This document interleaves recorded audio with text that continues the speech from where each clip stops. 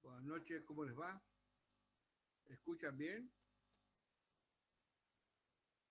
Hola Nico, sí, se escucha bien. Hola L. Los demás, ¿cómo escuchan? Fuerte y claro. Fuerte y claro. Daniela. Bien. Sí, Daniela. ¿Cómo estás, Juanita? ¿Cómo estás, Juanita? Mira, Juanita en este momento está en cama. A esta hora todavía no suele acostarse, pero hoy, como ha estado muy adolorida, ya se acostó y bueno, está escuchando el mensaje. Yo me he puesto cerca de ella para que lo pueda escuchar.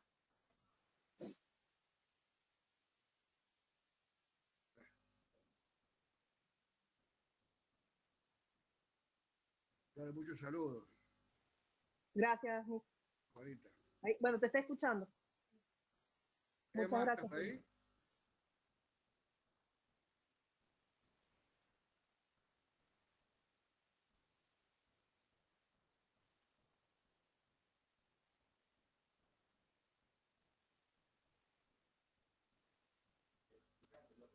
Emma, ¿cómo te va?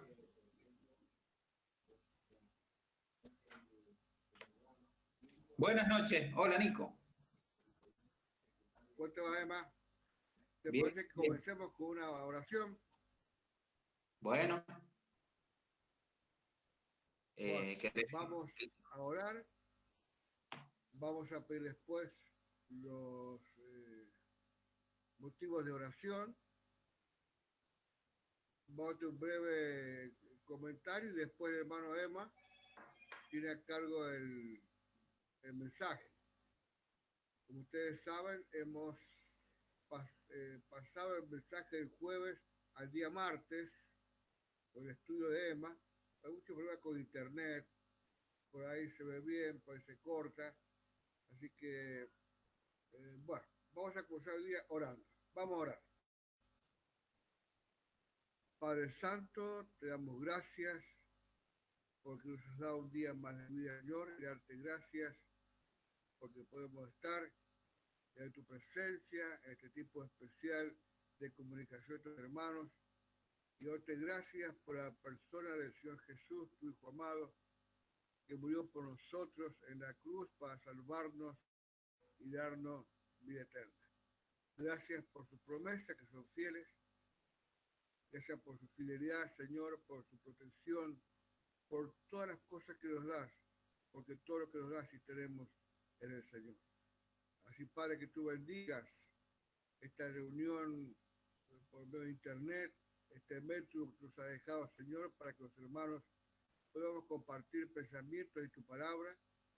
Y también, Padre, que bendigas a cada corazón de tus hijos, orando por aquellos que se pueden unir a esta reunión, para que esta palabra tuya sea de gran bendición para tu pueblo. Que este problema de la pandemia, Señor, no nos lleve a enfriarnos, ni a alejarnos, ni a ser indiferentes con tu obra. Yo que al contrario, Señor, sepamos que todos estos tiempos nos avisa que el Señor viene y podamos estar juntos en armonía, juntos escuchando tu palabra, tu voz, alimentándonos de ella, Señor, para que podamos crecer y mantenernos firmes en tu palabra. Que tú bendigas tu iglesia en Calle San Luis, que tú bendigas cada uno de los hermanos, Señor, para que todos podamos estar juntos como un solo hombre para escuchar tu palabra. Dejamos al hermano que has escogido para que lo bendigas. Es palabra tuya, Señor, y seas tú hablando por boca de tu siervo. Dejamos todas tus manos agradecidos En el nombre del Señor Jesús. Amén. Hermanos, motivos de oración para que estemos orando en los hogares.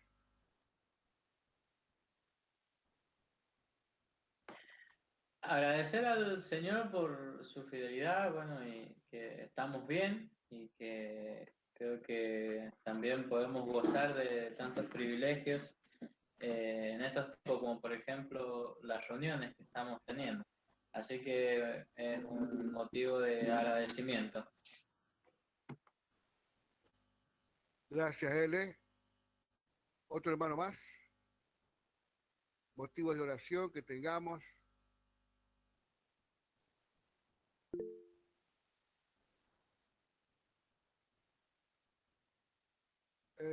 Sí, recibí un mensaje que lo operaban a las 18 horas a este chico en Buenos Aires. ¿Sabes algo, Daniela?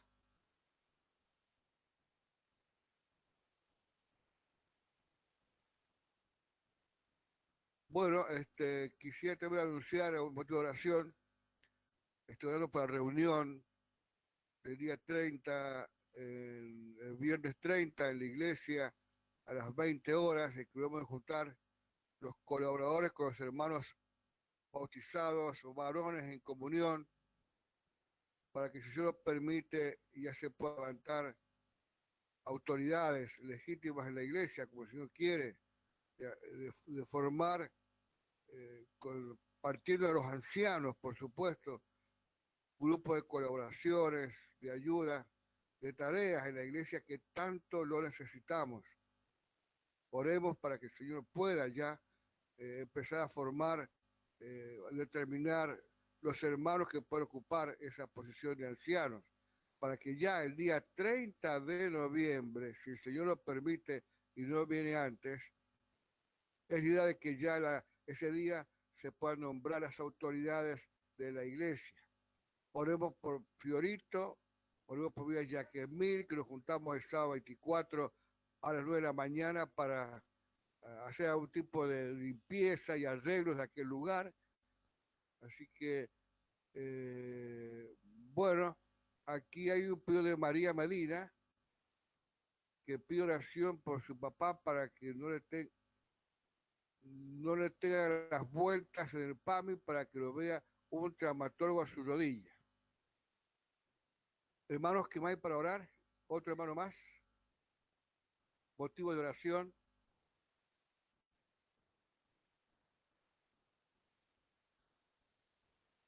Agradecer por la recuperación de la hermana Teresa. Aquí tuve un mensajito bueno. Me olvidaba, Nico, por mi mamá, que bueno, Tu que mamá. se ha estado haciendo los estudios y bueno, estamos esperando a ver qué parece que es cirugía lo que se tiene que hacer, así que bueno, orar por ella y que se le componga su salud. Me quede bien. Otros pedidos de oración. Sigo. Hay que orar a los jóvenes, hermanos. Oremos para que los jóvenes se mantengan bien, unidos, que estén dispuestos para servir al Señor, que no se enfríen, puestos para la pandemia, porque la verdad que por ahí nos entra la flojera y nos olvidamos de la iglesia. Espero que los bendiga a cada uno de los jóvenes para que ellos vayan ocupando el lugar que el Señor los pone en la iglesia. Algo más. Oremos también por los trabajos que hace Vía Fiorito para cerrar el local. También por la seguridad de que hay en San Luis de la iglesia. Colocar unas rejas en la parte de arriba. Está todo muy frágil, también está por hacer. ¿Qué más podemos orar, hermanos?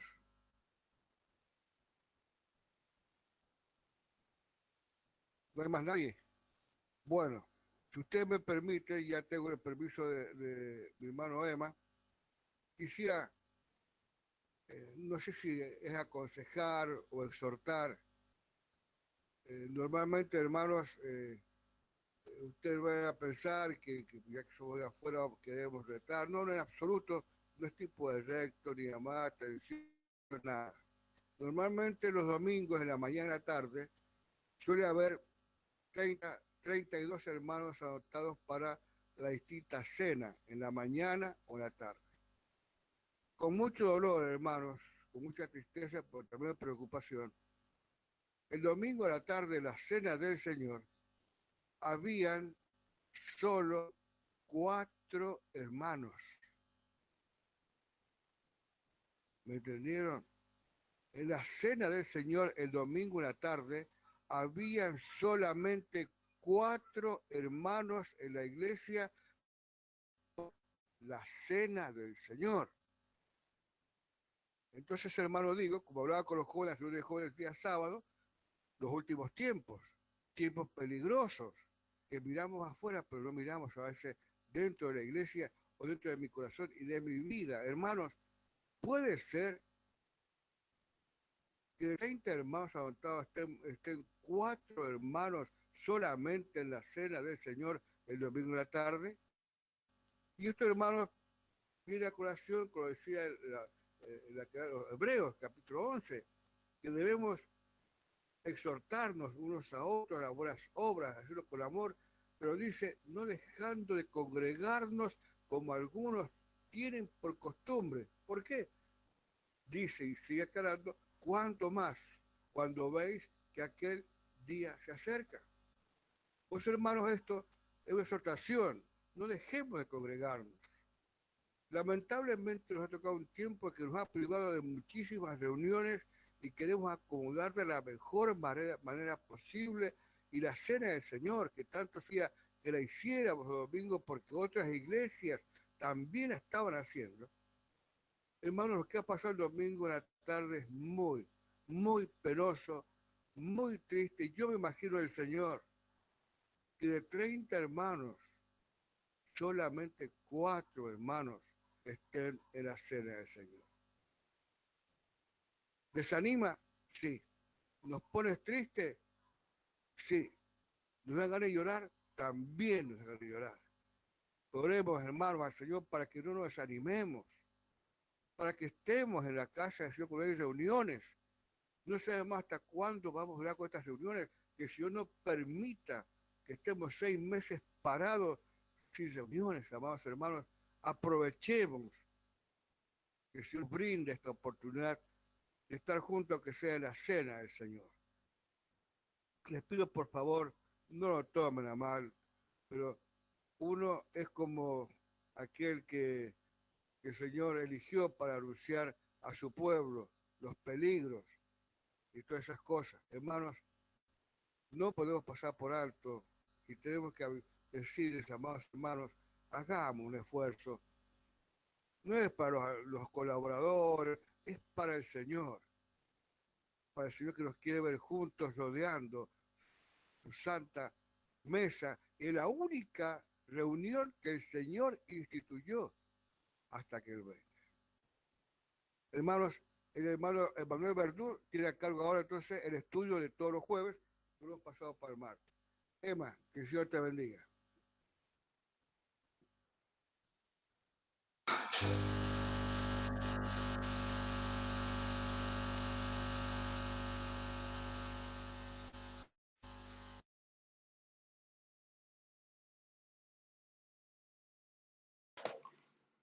Hola, buenas noches. ¿Cómo les va? Bueno, vamos a seguir con el estudio. Estábamos viendo el reino de Dios. Empezamos a ver el jueves pasado, pasamos al martes. Vamos a ver si unificando las dos reuniones funciona. Vamos a ir probando eso. Así que estábamos viendo el reino de Dios, empezábamos a ver el reino de Dios. Creo que Daniela me preguntó de Romanos 9, si íbamos a hacer el taller, si íbamos a hacer una reunión especial para hablar de Romanos 9. Bueno, terminemos ahora con el concepto de reino de Dios y si quieren hacemos un paréntesis y hacemos un taller sobre Romanos 9. Sobre todo Romanos 9, capítulo 9, versículos 11 al 29. Así que si tienen comentarios en su casa, en sus bibliotecas acerca del libro de Romanos, desempólvenlo y estudien Romanos 9. Lo vamos a hacer tipo como un taller y estudiar esos textos de la palabra de Dios. Vamos a tratar de ver qué sale. Veíamos el reino de Dios, empezamos a vislumbrar y yo les decía que no era un concepto fácil. Y les citaba Mateo capítulo 8, versículos 11 y 12, donde los hijos del reino son echados a las tinieblas de afuera y ahí es el lloro y el crujir de dientes. Después veíamos en la epístola a Colosenses capítulo 1, versículo 13, donde el apóstol Pablo nos dice que el Señor, Dios, el Padre, nos ha trasladado del reino de las tinieblas al reino de su amado Hijo. Y después leíamos Hechos 14, 22, donde escuchábamos a Pablo, leíamos a Pablo diciendo de que es necesario que después de muchas tribulaciones entremos al reino de Dios. Veíamos tres aspectos diferentes del reino de Dios. En uno veíamos que aquellos que son hijos del reino son echados a las tinieblas. Después en Colosenses veíamos que los creyentes están en el reino, en el tiempo presente. Todo aquel que ha creído en Cristo ha sido trasladado del reino de las tinieblas al reino de su amado Hijo. Y después en Hechos veíamos como algo futuro, como algo que todavía el creyente va a experimentar, que es entrar en el reino de Dios. O sea, el reino de Dios evidentemente tiene distintas manifestaciones, distintos conceptos que hay que ir desarrollando. Y nos centramos el jueves pasado en hablar del reino de Dios en su aspecto eterno. ¿Se acuerdan? En su aspecto ilimitado, decíamos y leíamos textos como donde veíamos que Dios es soberano, que Dios está en el control de todas las cosas. Veíamos muchos textos que mostraban eso, que Dios controla, pone reyes, saca reyes, muchos textos, desde los profetas, la epístola a los Efesios, y después veíamos, empezamos a hablar del reino de Dios teocrático, el reino mediatorio, que es lo que vamos a ir desarrollando hoy, esa es la idea. El reino universal de Dios lo hablamos el jueves pasado, ahora nos íbamos a ver el otro gran aspecto del reino de Dios. Y cómo este reino teocrático tiene una manifestación en tiempo y espacio. ¿Cómo significa que el reino de Dios se manifiesta en tiempo y espacio entre los hombres y es administrado por los hombres? Y ha sido así a lo largo de la historia. Yo ahora voy a empezar a proyectar los textos que tengo para hablar del reino teocrático. Cuando yo hablo de teocracia, hablo del gobierno de Dios. Este ya no es el gobierno eterno, sino el gobierno de Dios entre los hombres, manifestado en tiempo y espacio.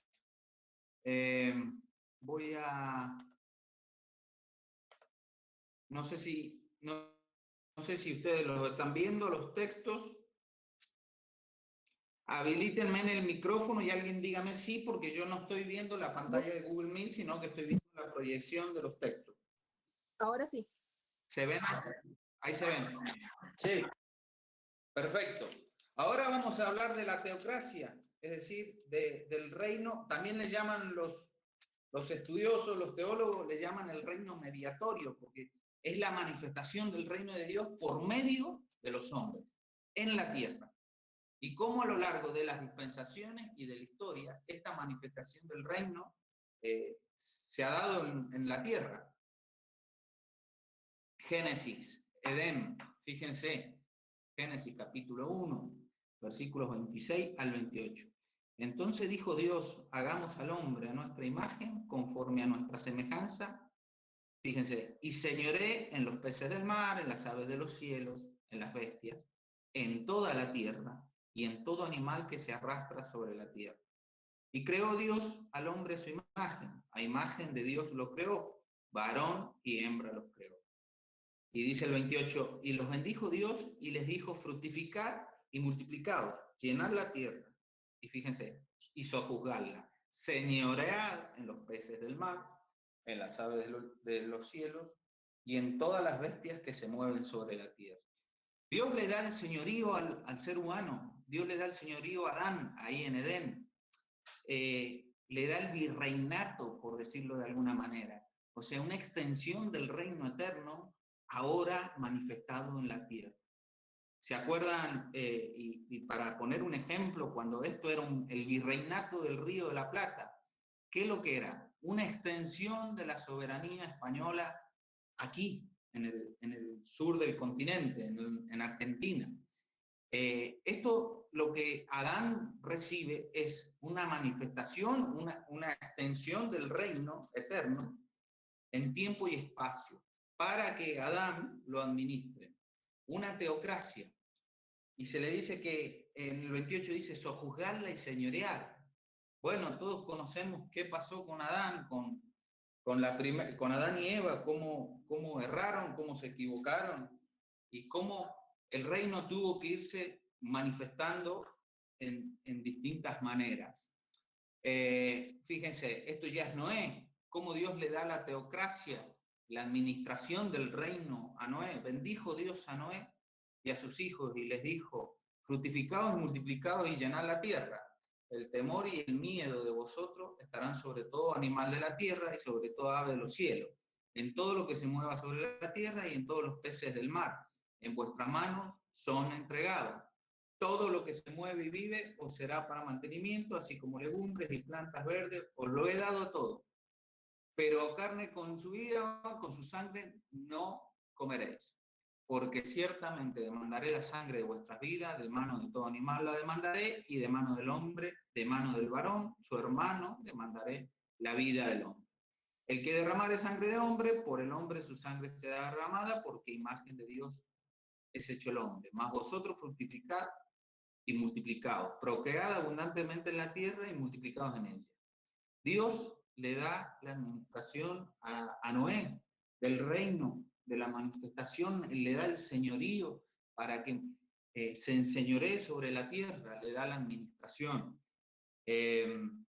Fíjense, después vienen los patriarcas, Abraham, Isaac, Jacob, y Jacob aquí ya está al morir, y bueno, empieza a bendecir a sus hijos, llega Judá. Fíjense lo que dice profecía mesiánica, cómo habla del reino y del cetro. Fíjense, no será quitado el cetro de Judá, ni el legislador de entre sus pies, hasta que venga Silo, y a él se congregarán los pueblos. O sea, el Señor había elegido una etnia, un linaje donde manifestar su reino en la tierra. Había elegido a Abraham, había escogido a Abraham, a Isaac y a Jacob. O sea, ese linaje para manifestar su reino en la tierra. Y habla de hasta que venga Silo, está hablando del el que trae paz, significa Silo, está hablando del Mesías. Y ya nos hace vislumbrar la profecía que iba a ser que iba a venir por la línea de Judá. De ahí que Apocalipsis diga, el león de la tribu de Judá, la raíz de David, hablando del Señor Jesucristo. Pero lo que nos está mostrando este texto, cómo el Señor va corriendo la historia de los hombres, van corriendo las dispensaciones, y Dios va dando la administración del reino a hombres aquí en la tierra. Bueno, llegamos a Moisés. Fíjense, dice el Éxodo, capítulo 4, versículo 16, y él hablará por ti al pueblo. Él te será a ti en lugar de boca, y tú serás para él en lugar de Dios. Está hablando de Aarón con Moisés. Moisés medio que se excusa con Dios, y bueno, el Señor le dice que que le iba a dar a Aarón, su hermano, para que él fuera como un profeta y él sea como Dios. Dios le da la administración a Moisés. Fíjense, Éxodo capítulo 7, versículo 1. Jehová dijo a Moisés: mira, yo te he constituido Dios. Bueno, está todo en mayúscula acá, digamos, la Reina Valera, está Dios en minúscula. Dios para Faraón, y tu hermano Aarón será tu profeta. Dios le había entregado a Moisés la administración en ese momento del reino a Moisés para que él lo manifestara.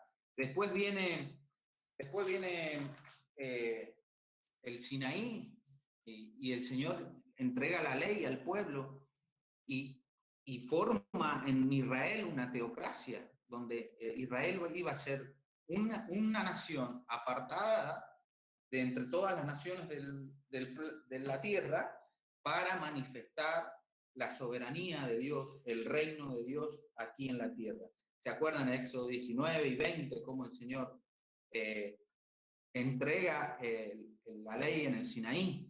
Bueno, el Señor está ahora, no solo es que ha escogido ya a un linaje, sino que ha formado una nación en donde manifestar su teocracia, el reino de Dios en la tierra. Llega el tiempo de los jueces. Y fíjense, y Dios empieza a levantar jueces. Dice, y Jehová levantó jueces que los librasen de manos de los que los despojaban.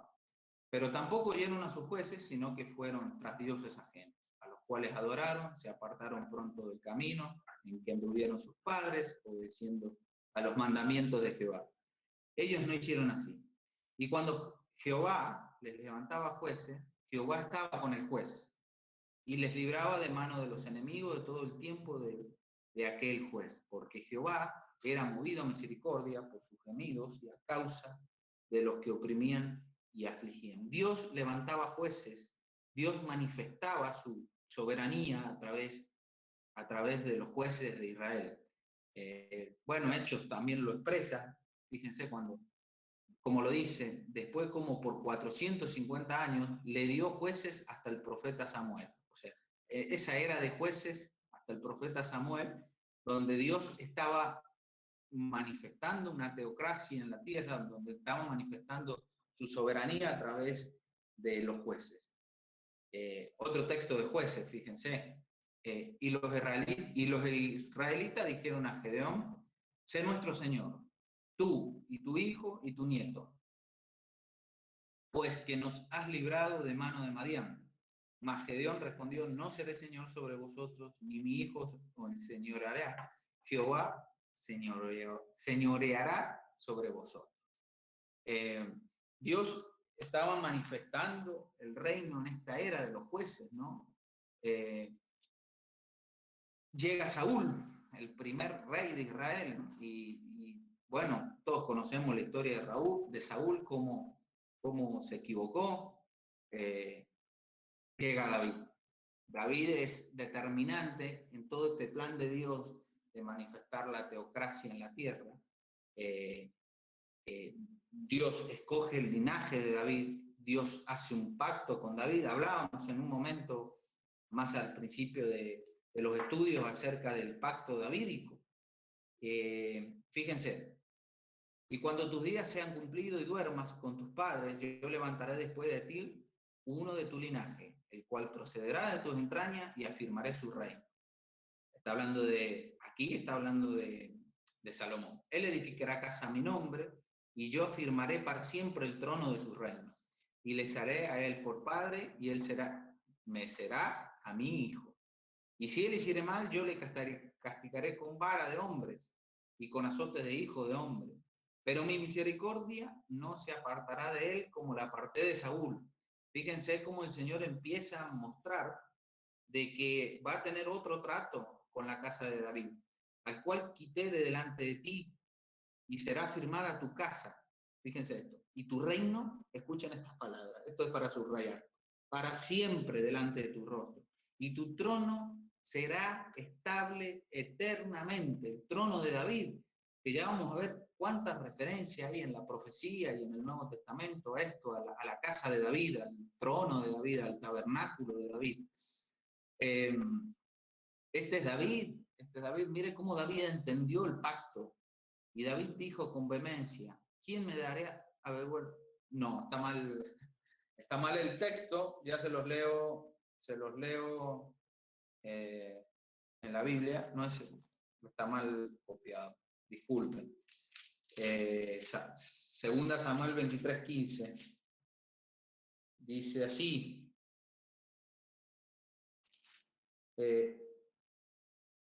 No, o es primera Samuel 23:15, capaz que yo lo... A ver. No, lo he puesto mal, pero es cuando... Quizás es primera de Samuel. A ver, espérenme un segundo.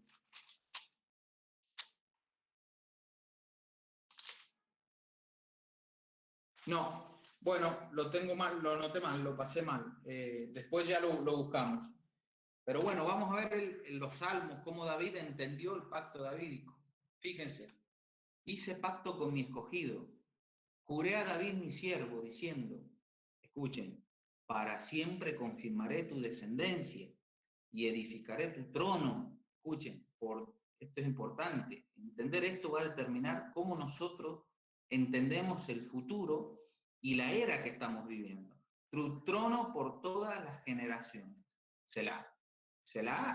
Y voy a tomar agua. Sigue el Salmo 89 más adelante, versículos 28 al 32. Para siempre le conservaré mi misericordia y mi pacto será firme con él, el pacto davídico. Pondré su descendencia para siempre y su trono como los días de los cielos. Si dejasen, escuchen esto es importante. Si dejaren sus hijos mi ley y no anduvieran en mi juicio, si profanaren mis estatutos y no guardaren mis mandamientos, entonces castigaré con vara su rebelión y con azote sus iniquidades. Es decir, el Señor iba a castigar la descendencia de David. Y fue así. Fíjense que uno lee el libro de los reyes y ven cómo los descendientes de David, después el reino se divide, se portaron mal, eran idólatras, eran infieles, y el Señor los castigó, pero hay una promesa de no destruir el linaje davídico. Hay una promesa de que el trono de David se va a mantener perpetuamente. Fíjense, versículos 33 del mismo Salmo. Mas no quitaré de él mi misericordia, ni falsearé mi verdad. Y de vuelta, versículo 34. No olvidaré mi pacto, ni mudaré lo que ha salido de mis labios. Una vez he jurado por mi santidad, y no mentiré a David. Su descendencia será para siempre, y su trono como el sol delante de mí. Como la luna será firme para siempre, y como un testigo fiel en el cielo. Hermanos, miren la importancia de este pacto. ¿Cómo va a determinar el futuro? Como les decía hace un ratito, el presente, porque tenemos que interpretar este pacto en el presente, a ver qué está pasando con este pacto. ¿Y cómo va a determinar la necesidad de un reino mesiánico en la tierra? ¿Y qué relación tiene todo esto con la actualidad, con la iglesia y todo esto? Fíjense, aquí vienen días, dice Jeremías 23, 5 y 6, fíjense. Aquí vienen días, dice Jehová, en que levantaré a David, renuevo justo, y reinará como rey. Escuchen esto ya es profecía futura, el cual será dichoso y hará juicio y justicia en la tierra. En sus días será salvo Judá, e Israel habitará confiado. Y este será su nombre, con el cual le llamarán Jehová, justicia nuestra. Mi siervo David, Ezequiel 37, 24 y 5 y 25. Mi siervo David será rey sobre ellos, y todos ellos tendrán un solo pastor, y andarán en mis preceptos, y mis estatutos guardarán, y los pondrán por obra. Habitarán en la tierra que di a mi siervo Jacob, en la cual habitaron vuestros padres. En ella habitarán ellos, sus hijos, y los hijos de sus hijos para siempre. Y mi siervo David será príncipe de ellos para siempre. Miren, esto ya es futuro. Y los profetas están hablando en un contexto de rebelión por parte de Israel. Se están rebelando a la teocracia de Dios, se están administrando mal el reino de Dios, pero hay promesas firmes de que Dios no va a desechar la descendencia de David. Fíjense, Oseas capítulo 3, versículos 4 y 5. Porque muchos días estarán los hijos, este es tremendo, los hijos de Israel sin rey, sin príncipe, sin sacrificio, sin estatuas, sin efod, sin terafines. Este es el tiempo donde Israel, la casa de David, está caída, hermano. Ellos no tienen un reino como les está prometido. Pero fíjense lo que dice el versículo 5. Después volverán los hijos de Israel y buscarán a Jehová su Dios y a David su rey, y temerán a Jehová y a su bondad en el fin de los días. ¿Ven cómo es algo futuro? Amós, en aquel día yo levantaré el tabernáculo caído de David. Ya en estos tiempos ya habían comenzado, ya vamos a hablar de eso, del tiempo de los gentiles. Y dice, fíjense, y cerraré su portillo, levantaré sus ruinas y lo edificaré como en el tiempo pasado. Bueno, viene el Señor Jesucristo a la tierra. Y fíjense lo que anuncia el ángel. Entonces el ángel le dijo a María, no temas porque has hallado gracia delante de Dios, y ahora concebirás en tu vientre, y darás a luz un hijo y le llamarás su nombre Jesús. Este será grande y será llamado Hijo del Altísimo, y el Señor Dios le dará, ¿qué cosa? El trono de David su padre. Una pregunta, hermano, ¿está reinando Cristo sobre el trono de David? No, no está reinando sobre el trono de David. Está sentado a la diestra de la majestad, como dice el Salmo 10, el Salmo 110, esperando a la diestra de Dios, esperando que todos sus enemigos sean puestos por estrado de sus pies.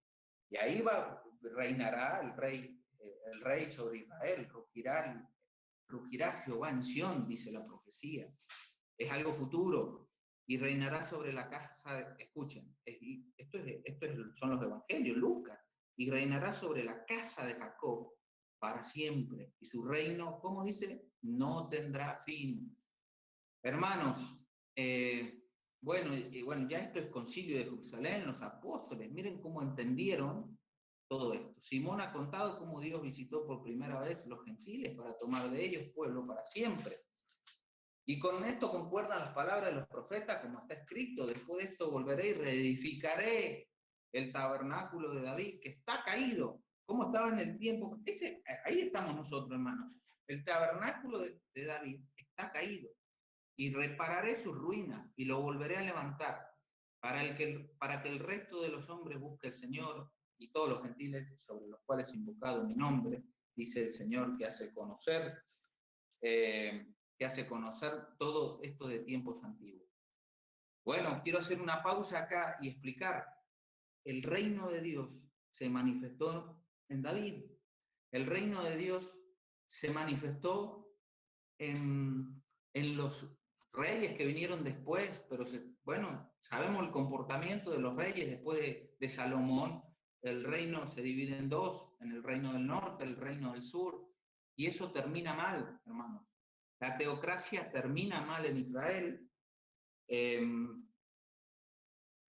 Babilonia, Nabucodonosor invade Israel. Israel desde ese momento hasta la actualidad y hasta que el Mesías venga, está viviendo los tiempos de los gentiles. Los tiempos de los gentiles es el dominio. Fíjense, acá está en Lucas, como está en la palabra de Dios, no es un invento mío ese concepto.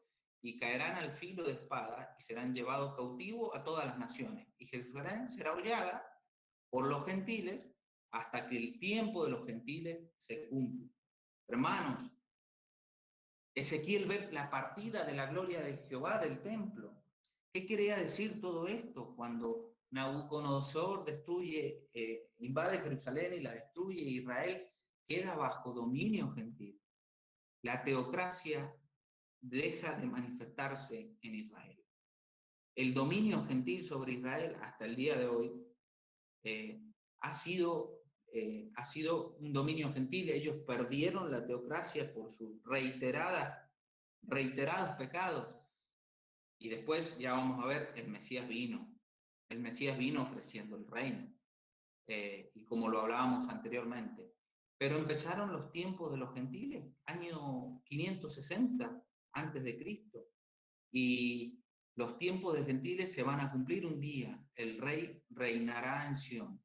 Como vemos que Dios levantará el tabernáculo caído de David. David reinará, el Mesías reinará. La teocracia será restaurada en Israel, porque Dios hizo un pacto incondicional, como leíamos con David.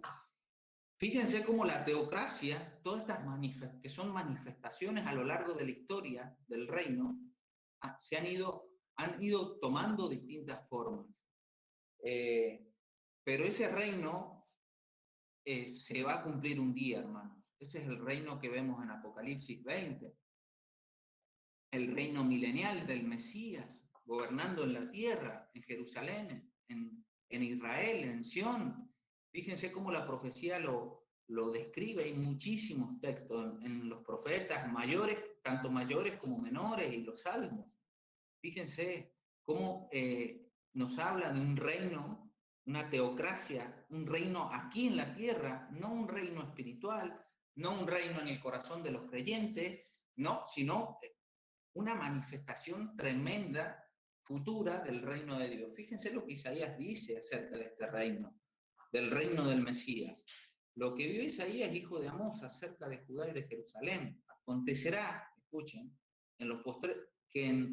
acontecerá en los postreros de los tiempos, que será confirmado el monte de la casa de Jehová como cabeza de los montes, y será exaltado sobre todos los collados, y correrán a él todas las naciones. Un dominio mundial del Mesías, aquí en la tierra, cosa que no está pasando ahora. En este momento el tabernáculo de David, la casa de David, el reino de David, el gobierno davídico está caído.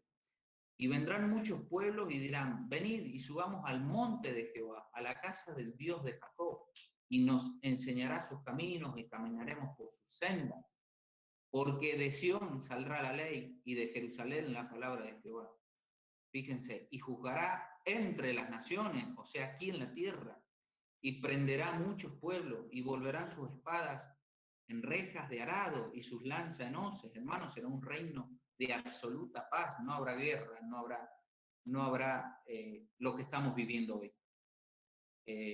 Sabemos que hay una posición que se llama la amilenianista, que cree que ahora esto es el reino de Dios, pero vemos que no tienen esas características. Esto será un tiempo de absoluta paz, no va a haber influencia satánica en el mundo. El rey reinará en Jerusalén y habrá paz en todo el mundo. Ni se adiestrarán más para la guerra. Isaías 4:12 al 6. En aquel tiempo el renuevo de Jehová será para la hermosura y gloria, y el fruto de la tierra para la grandeza y honra a los sobrevivientes de Israel. Y acontecerá que el que quedare en Sión y el que fuere dejado en Jerusalén será llamado santo.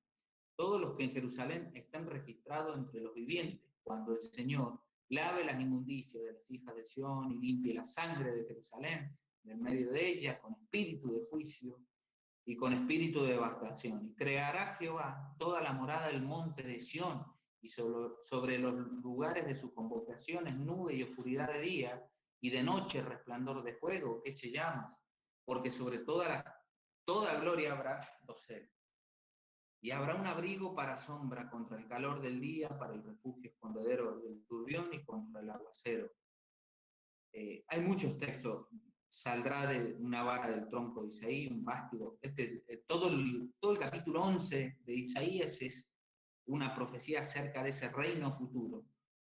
¿Y por qué traigo a colación todos estos textos? Fíjense, estos textos, Isaías 11:6. Morará el lobo con el cordero y el leopardo con el cabrito, se acostarán el becerro y el león, la bestia doméstica andarán juntos, y un niño los pastoreará, la vaca y la osa pasarán, sus crías se echarán juntas. Esto no se está cumpliendo hoy, hermanos. Esto es el reino futuro, mesiánico, terrenal, aquí en la tierra, que no es otra cosa más que el cumplimiento de los pactos abrámicos, el pacto hecho a David, donde el descendiente de David reinará y restaurará, como leíamos en Lucas, el tabernáculo caído de David. Hay muchos textos, el de Ezequiel, miren, y he seleccionado porque es una lista enorme, no nos daría el tiempo para ver todos. Vivo yo, dice Jehová el Señor, que con mano fuerte y brazo extendido y enojo derramado he de reinar sobre vosotros. Y os sacaré de entre los pueblos y os reuniré de todas las tierras que están esparcidos con mano fuerte y brazo extendido y enojo derramado. Y os traeré al desierto de los pueblos y allí litigaré con vosotros cara a cara. Esto va a suceder, hermanos, esto es futuro. Esto es previo al reino, como litigué con vuestros padres en el desierto, en la tierra de Egipto. Así litigaré con vosotros, dice Jehová el Señor. Os haré pasar bajo la vara, y os haré entrar en los vínculos del pacto. Y apartaré de entre vosotros a los rebeldes y a los que se rebelaron contra mí de la tierra de sus peregrinaciones, los sacaré, más de la tierra de Israel no entrarán, y sabrán que yo soy Jehová. Bueno, el texto de Daniel, cuando ve la imagen, fíjense, y ve una piedra, fíjense, fíjense el versículo 41, voy a ir abreviando para no estirarlo más, y lo que viste de los pies y los dedos, en parte barro cocido el alfarero y en parte hierro, será un reino dividido, mas habrá algo de fuerza del hierro, así como viste. No, pero bueno, a ver, dice, bueno, sus piernas, versículo 30, estabas mirando hasta que una piedra, este es el texto que queríamos mostrar, una piedra fue cortada no con mano e hirió la imagen. La imagen son los 4 imperios que ve en un sueño Nabucodonosor, que son los 4 imperios que han dominado y van a terminar dominando hasta el fin a Israel. Pero fíjense que ve una piedra, dice el versículo 34, hasta una piedra fue cortada no con mano e hirió la imagen en sus pies de hierro y de barro cocido y los desmenuzó. Es el reino de Dios manifestándose en la tierra. A ver si voy más rápido porque hay muchos textos. Bueno, hermanos, lo que les quiero mostrar con todos estos textos, si quieren después les paso la lista, es cómo el reino de Dios la teocracia fue dada a Israel. Israel fracasó. La gloria, dice Ezequiel, que vio la gloria de Israel, cómo se va del templo, cómo se eleva. Empezó el tiempo de los gentiles, vino el Mesías. ¿Y se acuerdan lo primero que dijo el Mesías cuando él empieza su ministerio? Arrepentidos porque el reino de los cielos se ha acercado. Hermanos, cuando el Señor vino, lo veíamos cuando hacíamos un análisis de Mateo, cómo el Señor le ofrece el reino a Israel y Israel lo rechaza. ¿Se acuerdan cuando veíamos ahí por Mateo 11 que le dicen por Belcebú que él echaba a los demonios y él le responde que toda blasfemia, todo pecado iba a ser perdonado, pero la blasfemia al Espíritu Santo no iba a ser perdonada? Entonces, el Señor empieza a dejar de ofrecer el reino, la teocracia a Israel, el reino mesiánico. Y vienen las parábolas del reino. El Señor manifiesta algo nuevo, el reino en misterio, que es la era que estamos viviendo. Es decir, la era entre el rechazo al Mesías por parte de Israel. Israel rechazó el Mesías, y estamos viviendo en esa era. Ahí está la iglesia, entre el rechazo y la restauración del reino de Israel futura, el reino milenial. El Señor le tiene que contar parábolas a los apóstoles, les cuenta parábolas para mostrarle de qué se trata esta nueva manifestación del reino. ¿Qué está pasando? ¿Qué va a pasar ahora que el reino ha sido rechazado? Y cuenta una serie de parábolas en Mateo 13. Fíjense, vamos a leer Mateo 13. Dice, y les habló muchas cosas por parábolas, diciendo, he aquí, el sembrador salió a sembrar. Mientras sembraba, parte de la semilla cayó junto al camino, y vieron las aves y la comieron. Parte cayó en pedregales, donde no había mucha tierra, y brotó pronto, porque no tenía profundidades, pero salido el sol se quemó, y porque no tenía raíz se secó. Y parte cayó entre espinos, y los espinos crecieron y la ahogaron. Pero parte cayó en buena tierra, y dio fruto, cual a 100, cual a 60, y cual a 30 por uno. El que tenga oídos para ir, oiga. El Señor ya después del rechazo de Israel empieza a hablarles en parábolas. Y el Señor, ¿qué quiere mostrarnos con la primera parábola? Está hablando del reino de los cielos, que el reino de los cielos se compara a esto, que el reino de los cielos se compara a esto. está hablando de la manifestación que el reino de Dios va a tener en esta dispensación. El reino de los cielos no va a ser establecido aún en la tierra. Este reino teocrático, este el reino del Mesías, el reino davídico, la restauración del trono de David ha sido postergada para la segunda venida del Señor. Y bueno, el Señor explica un poco la parábola acá del sembrador. ¿Y qué quiere mostrarnos el Señor con esta parábola? Que esta era va a ser una era caracterizada por la predicación de la palabra de Dios. Y que no todos van a recibir el mensaje, que va a haber un rechazo.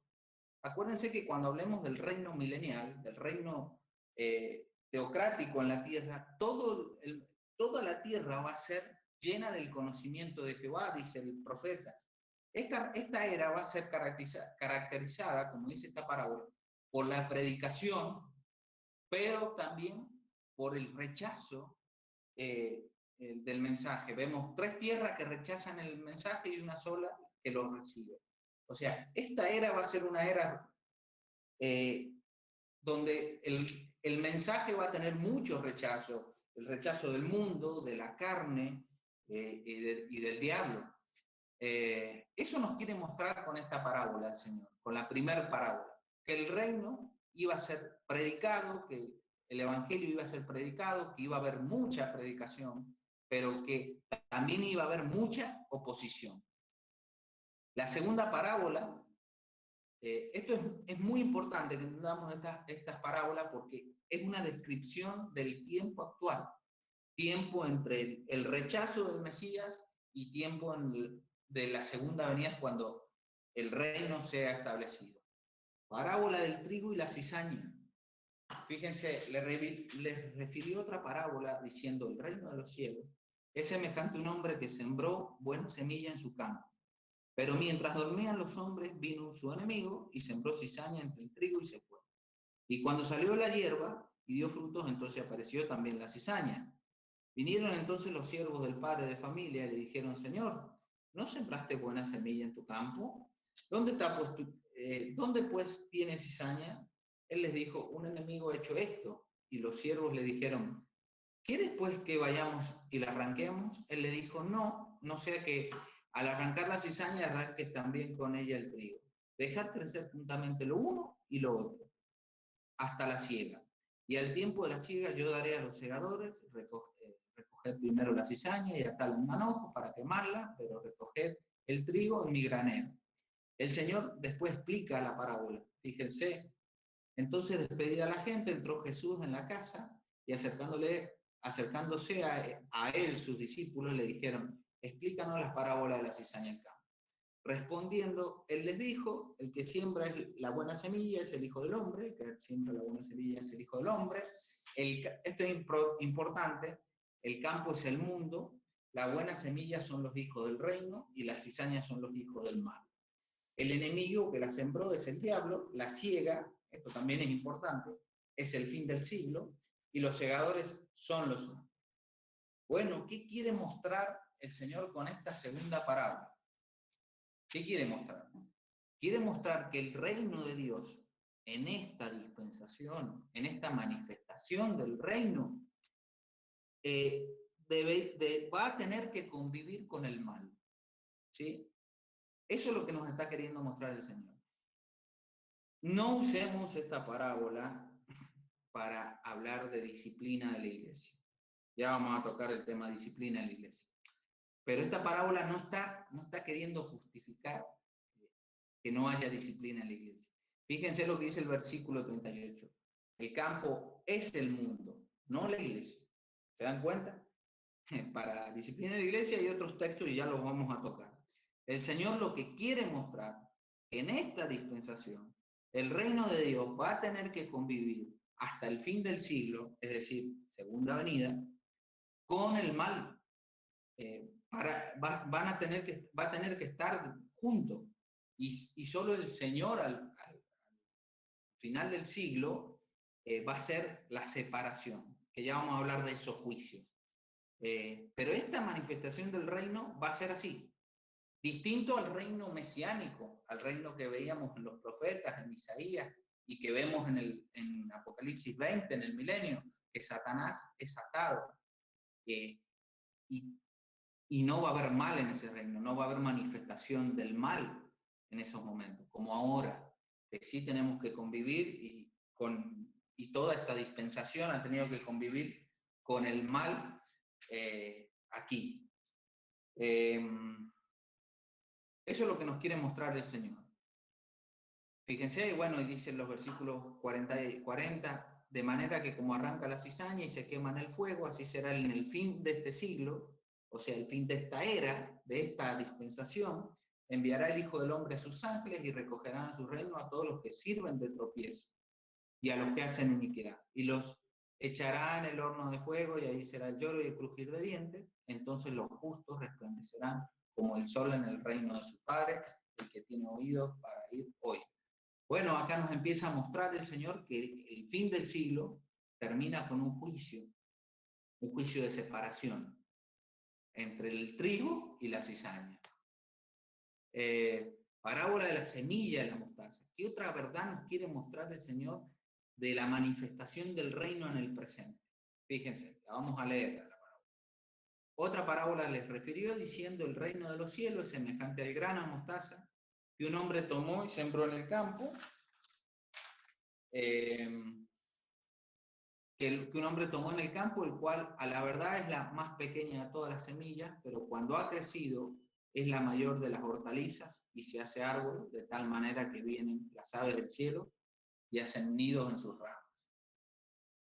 Bueno, lo que el Señor está queriendo mostrar, que el reino iba a tomar dimensiones tremendas en esta dispensación, iba a crecer mucho, y así lo fue, hermano. Empezó con una predicación allí en Judea, y el reino se extendió, se hizo algo grande, una pequeña semilla que se hizo algo grande y que se ha extendido a todo el mundo. Ya el reino no solo se está manifestando en Israel, sino que Dios a lo largo de toda esta dispensación ha ido mostrando el reino y lo ha ido agrandando y manifestando en todas las naciones. Igual que la parábola de la levadura. Fíjense, esta parábola dice: otra parábola les dijo: el reino de los cielos es semejante a la levadura que tomó una mujer y escondió 3 medidas de harina hasta que todo fue leudado. Muchos ven acá en la levadura, que es un símbolo del pecado. Esa es una de las interpretaciones de este texto. Pero yo entiendo que significa que el reino de Dios iba a ser extendido a todo lugar. Porque que todo fue leudado, querría decir querría decir, si entendemos que está hablando de la manifestación negativa, satánica que ha tenido esta manifestación del reino, que todo fue leudado, todo fue corrompido. Pero a pesar de que es cierto de que la maldad ha ido creciendo, que el reino de Dios cada vez va retrocediendo en cuanto al crecimiento de la maldad, no todo lo que es reino de Dios está leudado, hay un remanente fiel, y lo ha habido a lo largo de la historia.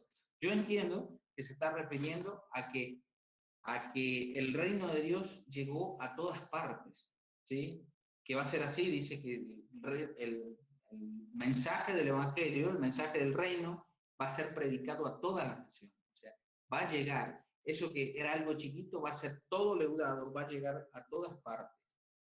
El reino tiene estas características en este momento. El Señor está describiendo en Mateo 13 la manifestación del reino en el tiempo presente. El tesoro escondido, acá yo entiendo de que está hablando de lo que sucede en el corazón de la persona que entra al reino, la manifestación espiritual en el corazón de la persona que ha sido introducida al reino. Fíjense, además el reino de los cielos es semejante a un tesoro escondido en un campo, el cual un hombre halla y lo esconde de nuevo, y gozoso por ello va y vende todo lo que tiene y compra aquel campo. Está hablando de lo que le sucede a una persona cuando el reino de Dios ha entrado de manera espiritual, porque ya vamos a ver que El reino hoy por hoy es una manifestación espiritual en el corazón del creyente. El Señor está mostrando lo que sucede en el corazón del creyente. Acuérdense que el Señor dijo que nadie que al menos si alguien no nace de nuevo, no puede ver el reino. Es solo una experiencia, el nuevo nacimiento que tiene aquella persona que ha experimentado nuevo nacimiento y lo manifiesta de una manera tremenda, dándole un valor único al reino de Dios, a todo lo que Cristo es. Igual que la perla del gran precio. Fíjense, así también el reino de los cielos es semejante a un mercader que busca busca buenas perlas, que habiendo hallado una perla preciosa fue y vendió todo lo que tenía y la compró. El Señor, entiendo que está manifestando lo que está sucediendo en el corazón del hombre a través de la parábola estas dos parábolas, de la del tesoro y la de la perla del gran precio. El Señor quiere mostrar qué sucede en el corazón de la persona que ha sido trasladada del reino de las tinieblas al reino de su amado Hijo, cómo manifiesta en su corazón una conversión y lo exterioriza, dándole un valor infinito al Señor. Y bueno, la red que claramente nos habla de cómo va a terminar esta era. Fíjense, asimismo el reino de los cielos es semejante a una red que echada en el mar recoge toda clase de peces. Y una vez llena, la sacan a la orilla y sentados recogen lo bueno en cesta y lo malo echan fuera. Así será el fin del siglo. Fíjense, el Señor está acá a través de esta parábola, está mostrando su segunda venida, que irrumpirá en juicios. Saldrán los ángeles y apartarán a los malos de entre los justos y los echarán al horno de fuego. Allí será el lloro y el crujir de dientes. Esta manifestación del reino termina con juicio a Israel. Fíjense si lo tienen en su Biblia, búsquenlo, Mateo 19 creo que es, donde el Señor dice que va a juzgar a las 12 tribus de Israel. Se los leo. Mateo 19, versículo 28, dice, y Jesús les dijo a los apóstoles, de cierto os digo que en la regeneración, cuando el Hijo del Hombre se siente en el trono de su gloria, aquí en la tierra, vosotros que me habéis seguido, también os sentaréis sobre 12 tronos para juzgar a las 12 tribus de Israel. Habrá un juicio, hermano, donde el Señor juzgará a Israel y verá a través de un juicio quiénes son los dignos de entrar al reino mesiánico, al reino milenial, a ese reino que nos muestra Apocalipsis 20. Habrá un juicio a las naciones. ¿Se acuerdan en Mateo 25 cuando habla de que los cabritos y las ovejas iban a ser apartadas? El Señor va a juzgar a las naciones. Y la parábola de los talentos. La parábola de los talentos habla del juicio de Israel cuando Él vuelva. Y bueno, y acá lo está mostrando a través de esta parábola de la red. Cómo esta manifestación del reino en el tiempo presente termina con un juicio. Y el Señor juzgará en ese juicio quiénes son las personas dignas de entrar a su reino. No confundamos esto con el trono blanco. El trono blanco es posterior. Estos son los juicios que el Señor va a ejecutar aquí en la tierra para separar las personas que son dignas de entrar al reino, los creyentes en ese momento y los que no. Y la iglesia está en este momento, en esta manifestación del reino.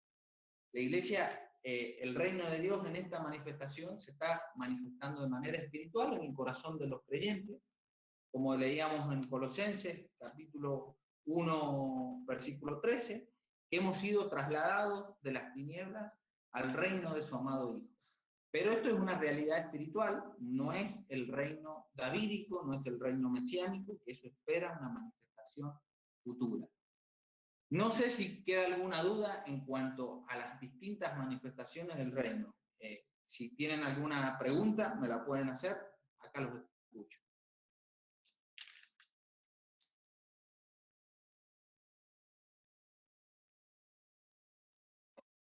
¿Alguna pregunta?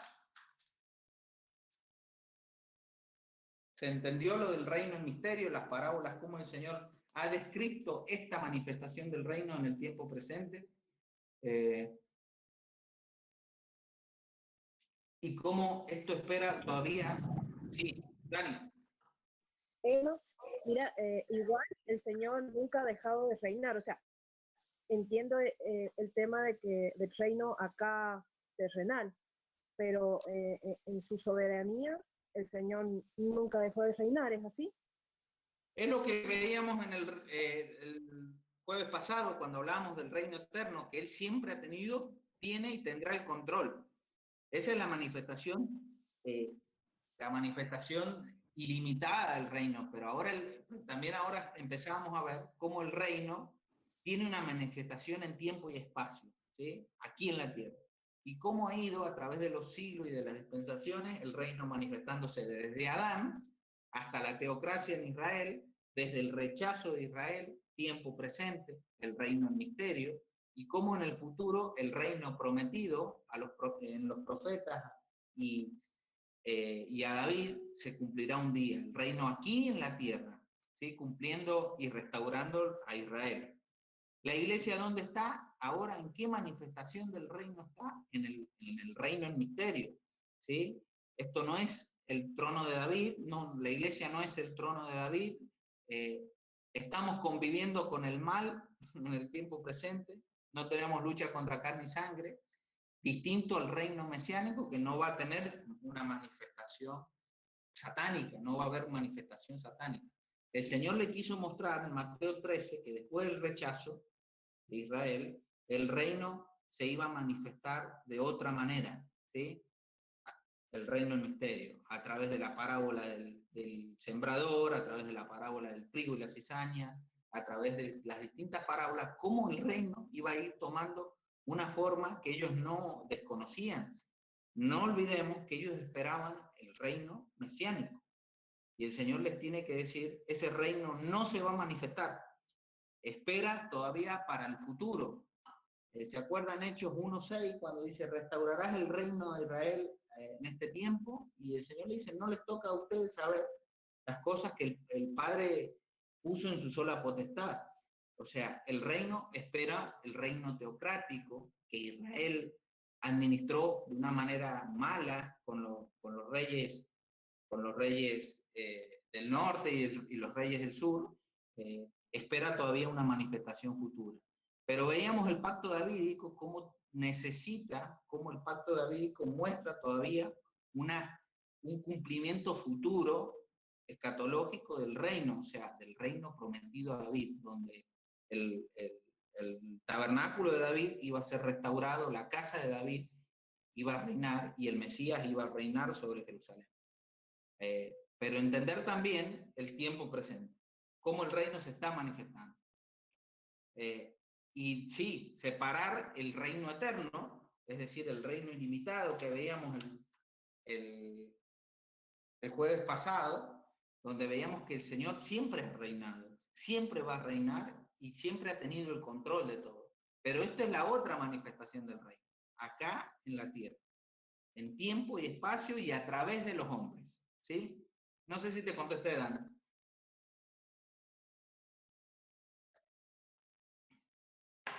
¿Alguna otra pregunta? Sí, ponela, Dani. ¿Quedó claro?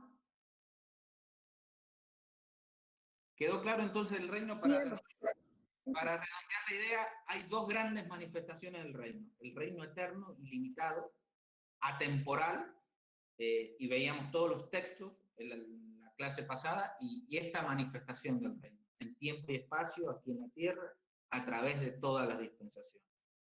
Y la iglesia está ahora en el reino de su amado Hijo, y es una manifestación espiritual, no es el reino político, físico, en Jerusalén, geográfico, sino una manifestación espiritual de la soberanía de Dios en los corazones de los creyentes, que es lo que quiere el Señor mostrar a través de la parábola del tesoro escondido y de la perla de gran precio.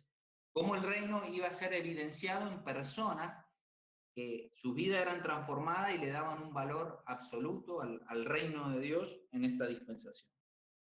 No sé si hay alguna otra pregunta, pero si no, terminamos en oración y le damos gracias al Señor por estos momentos. No sé si está el Lele.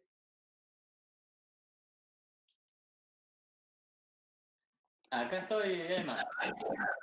Bueno, mirá, ¿nos querés despedir en oración? Bueno, está bien. Vamos a orar, ¿sí? Amado Padre que estás en el cielo, te damos gracias, Señor, porque nos bendices, te damos gracias porque podemos ver, Señor, tu misericordia y tu gracia, Señor, en estos días. Sabemos que tú nos amas, nos proteges, Señor, y estamos bien, Señor, podemos compartir estos mensajes, compartir, Señor, también alabanzas y poder, Señor, eh, ver, Señor, el amor, Señor, entre los hermanos, también ver, Señor, tu amor hacia nosotros, Padre. Te rogamos, Padre, por estos estudios que está dando Emma, que le sigas bendiciendo, también ayudando, Señor, para poder prepararlo. Ayuda también, Señor, a nosotros, Señor, a poder crecer, Señor, para tu gloria, para ser instrumentos cada día más útiles. Te rogamos por los hermanos de la congregación, aquellos que están enfermos, aquellos, Señor, que están pasando por necesidad, que tú conoces cada uno en su intimidad, Señor. Te rogamos por cada uno de ellos, por los hermanos avanzados en edad, como los Máximo, Juanita Sotible, Juanita Ibaceta, Ofelia, Eloísa, Señor. Nuestra hermana Vidil, Señor, que estés fortaleciendo sus cuerpos, también su ánimo, Señor, y que puedan sentir tu amor y tu compañía. Todo te lo dejamos en tus manos, que estés bendiciendo, Señor, nuestro descanso en esta noche. En el nombre de Jesús, amén. Amén. Bendiciones, hermanos, que anden muy bien. Muchas bendiciones. Adiós. Adiós. Besos a todos y espero verlos. Saludos, Moni. Un beso grande. Besos.